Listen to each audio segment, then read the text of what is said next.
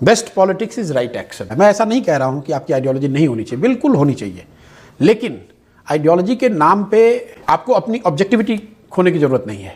जब आप आइडियोलॉजी की आड़ में अपनी ऑब्जेक्टिविटी खोते हैं तो वो आपका उससे कोई फायदा नहीं है, उससे सिर्फ और सिर्फ लीडर और पार्टी का फायदा है, इंडिविजुअल का नुकसान ही है। मान लीजिए कि आप भाजपा की आइडियोलॉजी में, भाजपा की जो भी आइडियोलॉजी है उसमें आप यकीन रखते हैं, तो जो भाजपा का नेतृत्व है, ये जो भाजपा में एकदम दृढ़ आस्था रखने वाले लोग हैं, वो ये कहेंगे कि हम जो सही कर रहे हैं या गलत कह रहे हैं वो आप उसको सपोर्ट करें। अगर रोड पे लिंचिंग हो गई वो गलत है, फिर भी आप अगर उसको क्रिटिसाइज करेंगे तो जो भाजपा का लीडर है वो ये कहेगा कि भाई आप आइडियोलॉजी में बिलीव करते हैं, क्यों पार्टी को गाली क्यों दे रहे हैं या पार्टी का क्रिटिसिज्म क्यों कर रहे हैं।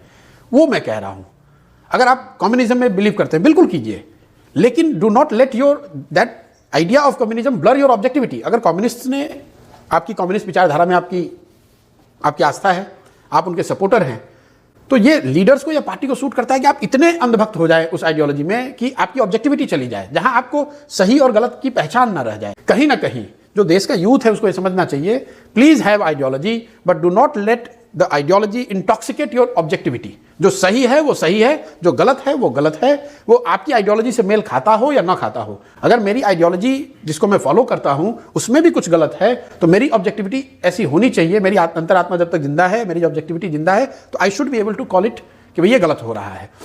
और उसको जब आप करेंगे तो ये हमेशा आपको रिस्क रहता है कि लोग कहते हैं भाई इनकी तो आइडियोलॉजी ठीक नहीं है, ये तो बड़े आइडियोलॉजिकली एग्नोस्टिक आदमी है। ऐसी बात नहीं है। इसीलिए गांधी ने कहा था right action is the best politics. जो काम समाज के लिए, व्यक्ति के लिए ठीक है, वही सही पॉलिटिक्स है।